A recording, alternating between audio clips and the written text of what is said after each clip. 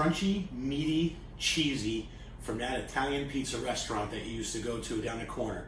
I'm not talking about pizza. I'm talking about calzones and strombolis. I know I loved them growing up as a kid. I'm going to show you how they're put together. Stick around.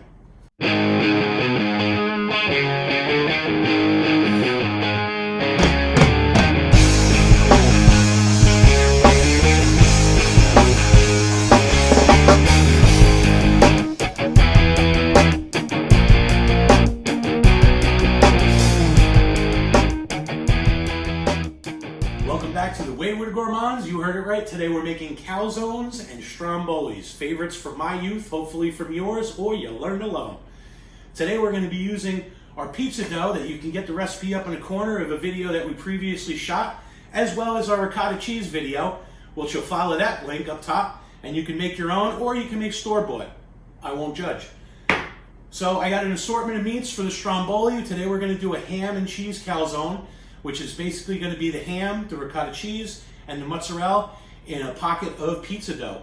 And then the stromboli is going to be an assortment of meat with just some mozzarella and some Parmesan cheese, and it's going to be rolled instead of folded over like a giant ravioli. The calzone and the stromboli differ in that way. But if you stick around, I'm going to bring the camera in here, and we're going to start off with the calzone, and you're going to see how it's made.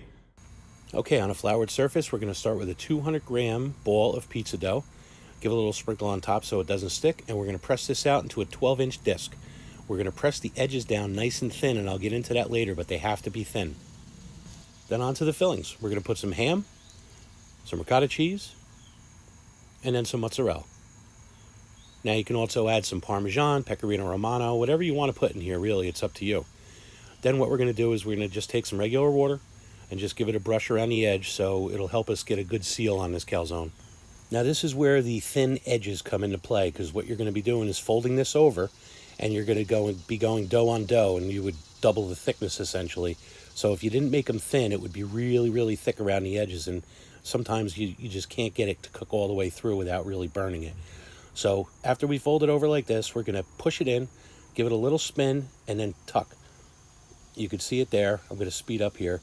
And it makes a nice little braid design around the edge. You could seal it any way you want, really, but I find this to be kind of foolproof without, causing no blowouts at all during the baking. Now, once that's all done, we're going to want to put some vent holes in the top. So just a couple little slashes in the middle here just to let some of the steam get out, and it'll help us crisp the calzone. Okay, so now we're going to gently transfer this to a parchment-lined baking pan. And then you have a choice. I am going to brush it with olive oil. I like the extra flavor, and it gives it a nice crispy golden crust. But if you're going to put something like sesame seeds on it or any kind of coating, you're going to want to go with the egg wash so it'll actually hold on to the seeds, or whatever you prefer putting on there. And then once we get it all brushed, we're going to move on to the stromboli. Again, we're starting off with a 200-gram ball of dough, but instead of a disc, we're going to be rolling this out into a rectangle shape. All right, let's start with some ham. Boop. And some pepperoni. Boop. And some sliced Italian sausage. Boop. And then just to finish up, we're going to put a thin layer of shredded mozzarella all over the assorted meats. You want to make sure you keep them off of those edges there where we're going to have to really need a good seal. And then we're going to start rolling this. Just roll it gently. You want to try and make it as tight as possible with as little air as possible in there, because you're going to get a lot of extra air when the fat starts rendering out of these meats. But you want to roll it nice and tight, about 2/3 of the way through. You're going to want to pinch it in on the sides, almost kind of like a burrito roll. And then if I was listening to myself, I would have sealed that with water. Clearly my short-term memory is on the fritz. But I'm going to pinch it in and hope for the best on the seal. But I highly recommend doing the water seal.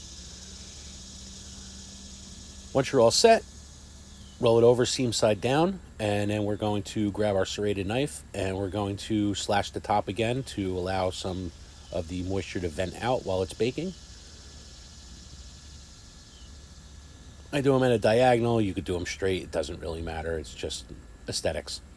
And then we're going to get it back onto that other parchment-lined sheet tray. And I'm going to do olive oil again. Again, just as a repeat, if you want to do seeds or something, go with an egg wash because they will not stick to the oil. And then we're going to move these into the oven. All right, so as you can see, those are pretty easy to put together, so you shouldn't be intimidated by them because they're really delicious and super easy to make. While I have this in the oven at 375 degrees, I'm starting it off at between 12 and 15 minutes, but depending, if you have a hot spot in your oven, it might take a little bit less. You know, if it's a little weak, it might take a little bit more. You just got to kind of judge it. You just want to make sure that that dough is cooked all the way through. You don't want any uncooked dough in the middle of it because then it's just kind of gummy and it turns you off. I'm going to get cleaned up here and we're going to see what these look like when we pull them out of the oven. We'll give them a taste. Be back in a few.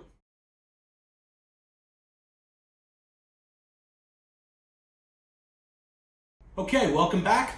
As you can see, everything came out fantastic. As you can see from the pictures on the side here.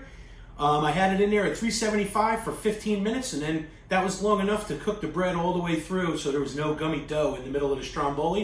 And then I cranked it up to 450 for about 5 to 7 minutes just to stiffen up the outside, give it a nice crunch. You can see everything came out fantastic. I just wanted to show you how versatile the pizza dough was that I showed you earlier. You can just make so many different things. Now the Stromboli, I did an all meat, but it's up to you. You could put meat, you could put vegetables like mushrooms, sauteed peppers and onions and stuff. You just want to keep them dry because if they're too wet, then the dough will get too wet and it won't cook all the way through. You'll get a lot of steam and it'll just be kind of gummy. So you want to, the vegetables are perfect. You just want to kind of dry them out a little bit before you put them in there. Well, I hope you really enjoyed this episode. I hope you come back. If you liked it, please hit like and subscribe and then turn on the alerts too.